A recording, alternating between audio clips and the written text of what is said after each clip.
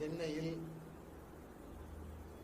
மாநகராட்சி தூய்மை பணியாளர்கள் 100 நாட்களை கடந்து தொடர் போராட்டங்களை நடத்தி வருகின்றார்கள்.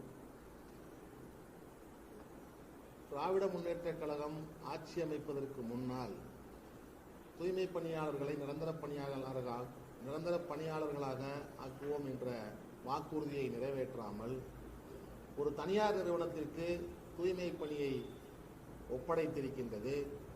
இதனால் பாதிக்கப்பட்ட தூய்மை பணியாளர்கள் 100 நாட்களுக்கு மேல் போராடுகின்ற ஒரு சூழல் தலைநகரிலே நிலவுகின்றது.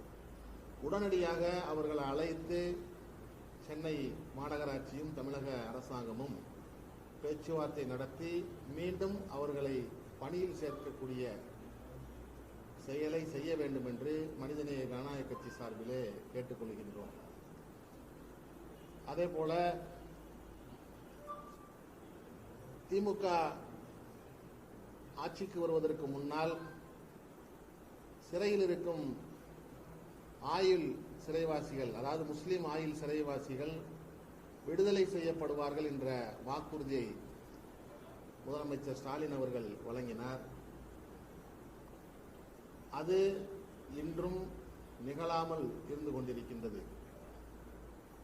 கோர்ட் உத்தரவு மூலம் கடந்த 2 ஆண்டு காலமாக ஆயுள் சிறைவாசிகள் பரோலிலே இருந்து வருகின்றார்கள். கோர்ட் மூலம் பரோல் பெற்று வெளியிலே வசித்து வருகின்றார்கள். 2 ஆண்டு காலமாக அவர்களுடைய நடத்தையில் எந்தவிதமான புகாரும் எழவில்லை. இந்த சூழ்நிலையில் அவர்களை முழுமையாக விடுதலை செய்ய வேண்டும். மொத்தமுள்ள 36 நபர் சகோதரர்களில் 13 பேர் விடுதலை செய்யப்பட்டிருக்கின்றார்கள்.